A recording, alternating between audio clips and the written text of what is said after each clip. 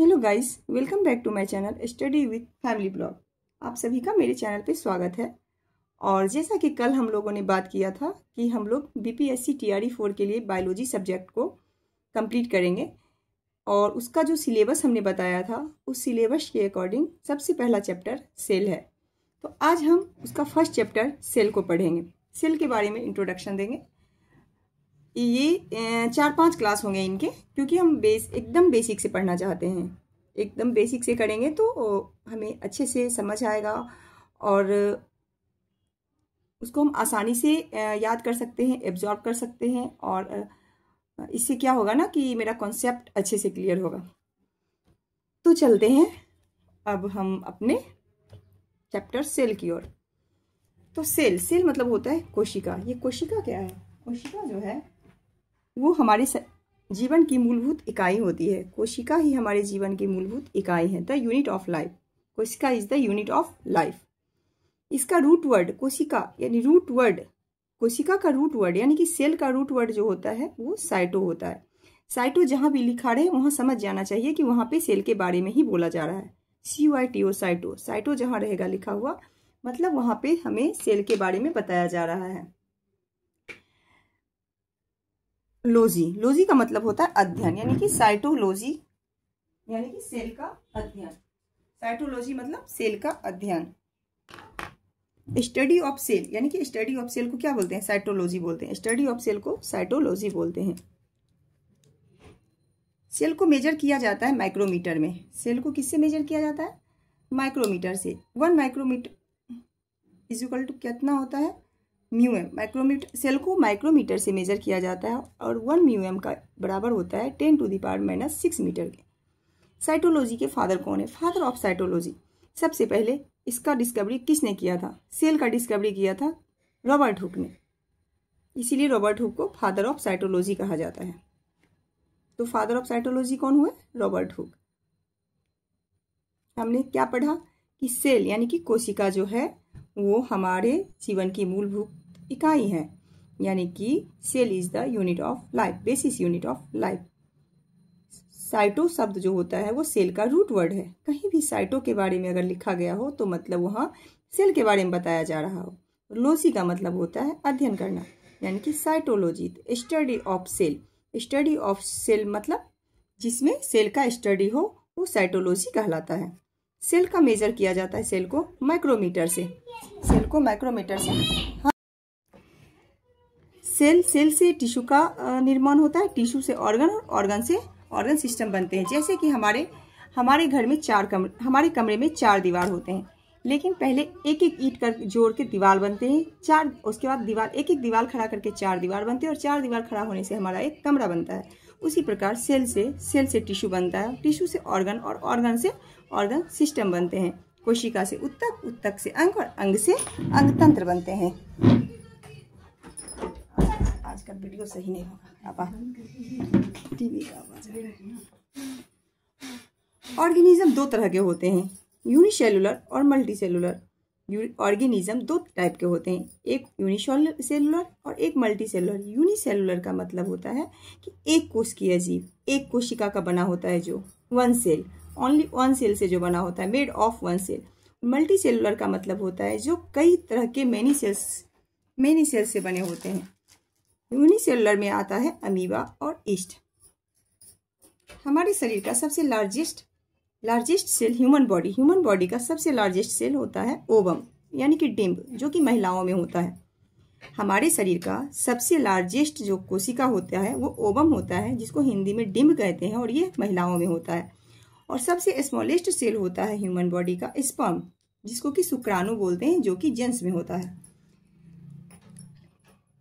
Ladies में जो ovum होते हैं वो सबसे लार्जेस्ट होता है सेल, और जेंट्स में जो स्पर्म होते हैं यानी कि शुक्राणु, इसमें RBC होता है, वो सबसे स्मॉलेस्ट होते हैं।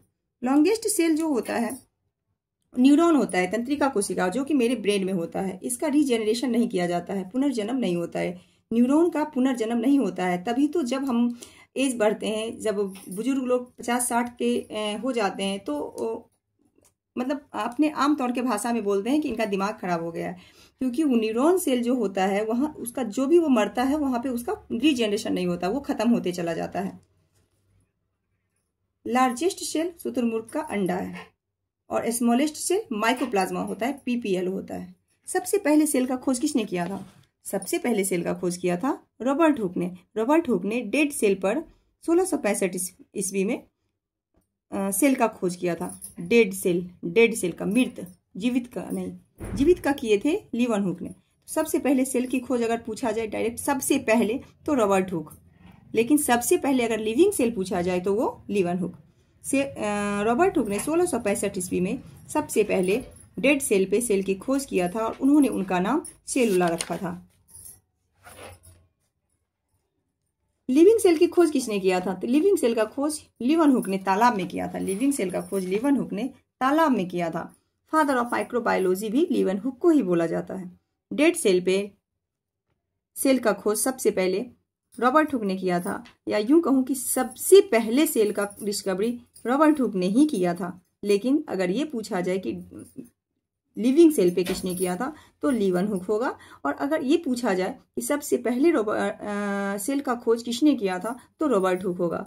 कब? 1665 ईस्वी में डेड सेल पे, और उन्होंने उसका नाम क्या रखा था? सेलुला। फादर ऑफ माइक्रोबायोलॉजी भी लीवन हुक को ही कहा जाता है। फादर ऑफ माइक्रोबायोलॉजी लीवन हुक को कहा जाता है। लिविंग सेल की खोज भी लीवन हुक ने किया था, और कहाँ किया था? तालाब में। सबसे पहले बैक्टीरिया एंड प्रोटोजोआ को लीवन हुक ने खोजा था। बैक्टीरिया और प्रोटोजोआ को सबसे पहले लीवन हुक ने खोजा था और उसका नाम एनिमलक्यूल रखा था। बैक्टीरिया और प्रोटोजोआ को लीवन हुक ने सबसे पहले खोजा था, उसका नाम लीवन हुक रखा था। सूक्ष्म जीवों का, उस सूक्ष्म जीवों जो बैक्टीरिया और प्रोटोजोआ है, उस सूक्ष्म जीवों का नाम उन्होंने एनिमलक्यूल रखा था। अब है हाइपरट्रॉफी। क्या होता है हाइपरट्रॉफी? एक होता है हाइपरट्रॉफी, एक होता है हाइपरप्लेशिया। हाइपरट्रॉफी वो होता है जिसमें कि सेल की संख्या समान, जैसा कि आपको दिख रहा होगा कि सेल का संख्या समान लेकिन सेल की साइज बढ़ जाता है। सेल का संख्या समान यानी कि 1 2 3 4, यहाँ नॉर्मल 4 सेल हैं, ये नॉर्मल 4 सेल हैं, 1 2 3 4। ये देखिए सेल की संख्या समान है, नंबर 1 2 3 4 है, लेकिन सेल का संख्या समान है, लेकिन सेल का साइज जो है, साइज आकार बढ़ते जा रहा है। तो जब संख्या समान हो और आकार बड़ा होते जाए तो वो हाइपरट्रॉफी होता है। एग्जाम्पल मसल्स और ब्रेस्ट। जैसे कि जब महिलाएं, जब लेडीज प्रेग्नेंट होती है और बच्चे को जन्म देती है तो वो स्तनपान कराती है बच्चे को।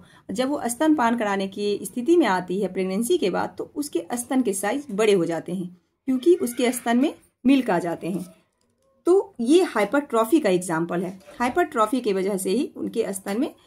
और जैसे कि जिम, अगर हम जिम करते हैं तो हमारा सेल का जो है साइज बढ़ता है, सेल की संख्या नहीं। मेरे शरीर के अंदर जितने सेल हैं वो उतना ही रहेंगे, लेकिन हमारा मसल्स मोटा हो जाता है क्योंकि उनका साइज बड़ा हो जाता है। तो मसल्स और ब्रेस्ट जो है ये इसके एग्जाम्पल हैं हाइपरट्रॉफी के। हाइपरप्लेशिया। हाइपरप्लेशिया का मतलब होता है, हाइपरप्लेशिया का एग्जाम्पल है कैंसर। हाइपरप्लेशिया का मतलब होता है कि सेल साइज सेम, सेल 1 2 3 4 5 6 7 8 है, सेल का साइज यही रहेगा लेकिन सेल का नंबर बढ़ जाएगा। जैसे कि 4 सेल है, ये यहाँ देखिए, यहाँ से समझ आएगा, ये 4 सेल है। अरे यार पेन को क्या हो गया है?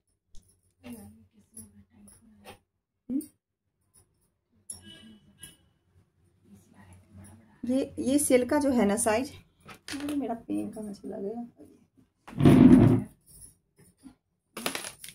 ये देखिए सेल का साइज 4, 1 2 3 4, यहाँ भी 4, यहाँ सेल का संख्या 1 2 3 4 5 6 7 8, 1 2 3 4 5 6 7 8, यानी कि सेल का जो है नंबर बढ़ते जा रहा है, लेकिन सेल का साइज आप ध्यान से देखेंगे, सेल का साइज इतना ही है, ये इतना ही है, यहाँ भी, यहाँ भी, यहाँ भी।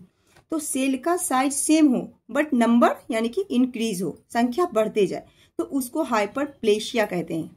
जिसमें सेल का साइज सेम हो बट संख्या बढ़ते जाए वो हो जाता है हाइपरप्लेशिया। इसका एग्जाम्पल कैंसर। कैंसर में सेल की बहुत संख्या जो है ना बहुत तेजी से इंक्रीज होता है। इसीलिए तो बोलते हैं कि कैंसर के पेशेंट को जल्द से जल्द इलाज कराया जाए, नहीं तो बहुत ही तेजी से गुना करते हैं वो। सेल की संख्या बहुत तेजी से बढ़ती जाती है और पूरे बॉडी में फैल जाती है।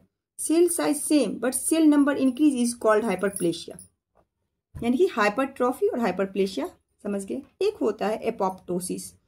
एपोप्टोसिस का मतलब होता है समय पर सेल की डेथ। यह शरीर के लिए जरूरी है। समय पर सेल की डेथ यानी कि मान लीजिए जैसे कि हमारे घर में बड़े बुजुर्ग हैं या कोई भी काम समय से होता है तो अच्छा लगता है।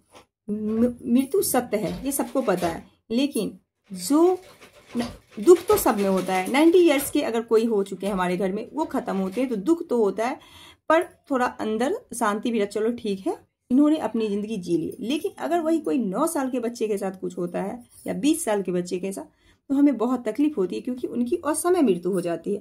तो वही होता है एपोप्टोसिस। एपोप्टोसिस का मतलब होता है कि समय पर सेल की डेथ हो जाना। जैसे कि आरबीसी का डेथ का टाइमिंग है 120 दिन। प्रोग्राम सेल डेथ, आरबीसी का डेथ टाइम है 120 डेज। और एक होता है नेक्रोसिस, जो कि समय से पहले सेल डेथ, जैसे कि अभी बताया मैंने कि 90 ईयर्स में किसी का खत्म हो जाना और 9 ईयर्स में किसी का खत्म हो जाना। तो 9 ईयर्स जो है वो नेक्रोसिस का एग्जाम्पल है। और ये जो नेक्रोसिस का होता है ना, उसको जो बीमारी होता है नेक्रोसिस का, उसको गैंग्रीन कहा जाता है। गैंग्रीन। तो एक बार हम इसको रिवीजन करते हैं, आज ज़्यादा नहीं पढ़ेंगे क्योंकि आज मुझे कहीं जाना है। सबसे पहले हमने देखा सेल की खोज किसने की? सेल का डिस्कवरी किया रॉबर्ट हुक ने। उसके बाद सेल हमारे क्या है? यूनिट ऑफ लाइफ है। सेल है जीवन की मूलभूत इकाई। साइटो जो होता है वो सेल का रूट वर्ड है। कहीं भी अगर साइटो का जिक्र हो रहा है, इसका मतलब है कि वहाँ सेल के बारे में पढ़ा जा रहा है। साइटोलॉजी यानी कि साइटोलॉजी मतलब सेल की स्टडी ऑफ सेल को साइटोलॉजी कहते हैं। सेल मेजर किया जाता है माइक्रोमीटर से। Father of cytology Robert Hooke को कहा गया है। सेल की डिस्कवरी भी रॉबर्ट हुक ने किया है 1665 ईस्वी में डेड सेल पे।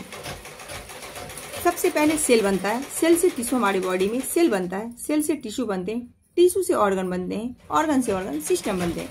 यानी कि सेल मतलब कोशिका, कोशिका से उत्तक, उत्तक से ऑर्गन, ऑर्गन से ऑर्गन सिस्टम। उसके बाद ऑर्गेनिज्म 2 तरह के होते हैं, एक यूनिसेलुलर, एक मल्टी सेलुलर।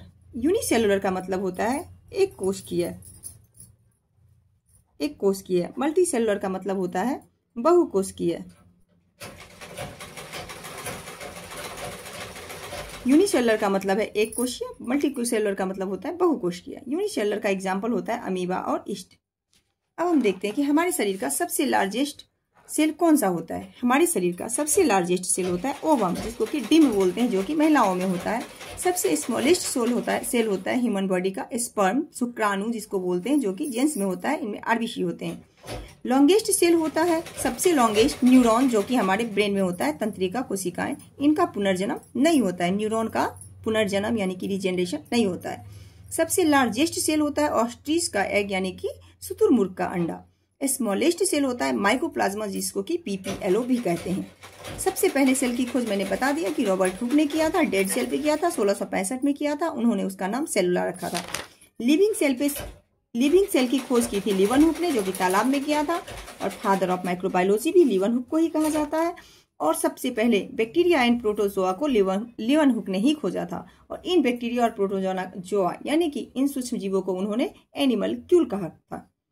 उसके बाद आते हैं वायरस जो होता है। वायरस के लिए सेल शब्द का यूज नहीं होता है, क्योंकि वो अंदर रहता है तो लिविंग हो जाता है, और बॉडी के अंदर है तो लिविंग, बॉडी के बाहर है तो नॉन लिविंग।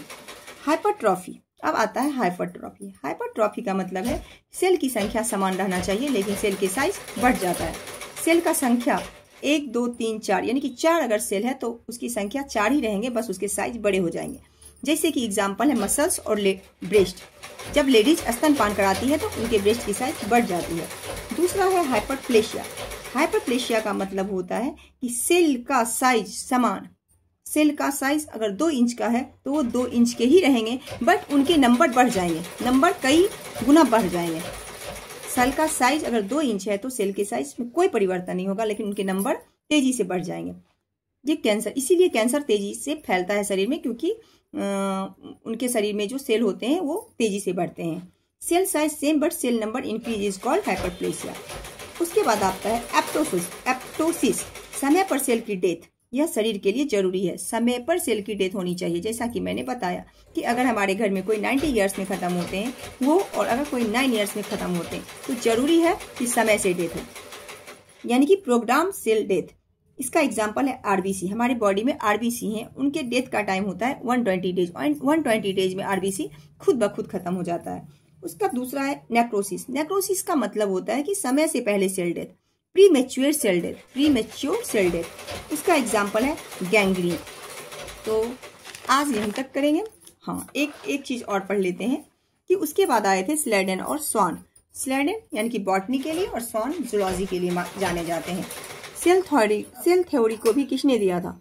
सेल थ्योरी को स्लेडन एंड स्वान ने दिया था। लेकिन all cells come from pre existing cell, cell theory को स्लेडन एंड स्वान ने दिया था, लेकिन उसमें कुछ कमियां हैं। इस कमी को किसी ने नहीं बताया था, उस कमी को बताए थे रुडोल्फ विर्चॉ। कमी नहीं, उसने ये बताया था, रुडोल्फ विर्चॉ 1855 में उन्होंने कहा था कि सेल जो दोबारा बनते हैं वो कहाँ से बनते हैं। तो अभी की सभी कोशिका जो बने हैं वो पहले कोशिका से आए, पहले वाले सेल से ही अभी नए सेल की उत्पत्ति हो रही है। पहले के सेल से नए सेल का निर्माण हो रहा है। ये किसी ने नहीं कहा था, ना तो स्लाइडन ने कहा था, ना ही स्वान ने कहा था। इसको कहा था रुडोल्फ विर्चॉ ने 1855 में, यानी कि सेल थ्योरी को दिया था स्लेडन एंड स्वान ने। बट उन्होंने ये नहीं बताया था कि सेल की नए सेल का निर्माण कैसे होता है। नए सेल का निर्माण पुराने सेल से होता है। इसको रुडोल्फ विर्चॉ ने 1855 ईस्वी में कहा था। तो गाइस, आई होप कि आपको ये समझ में आई होगी। आज हम यहीं तक करेंगे क्योंकि आज है मुझे कहीं जाना, तो इसके लिए सो सॉरी। कल इससे आगे टाइप ऑफ सेल पढ़ेंगे कल। और आई होप कि आपको ये वीडियो अच्छा लगे, आप इसको बार बार देखिए। मुझे लग रहा है कि जरूर समझ में आएंगे। Thank you so much. पूछती हूँ।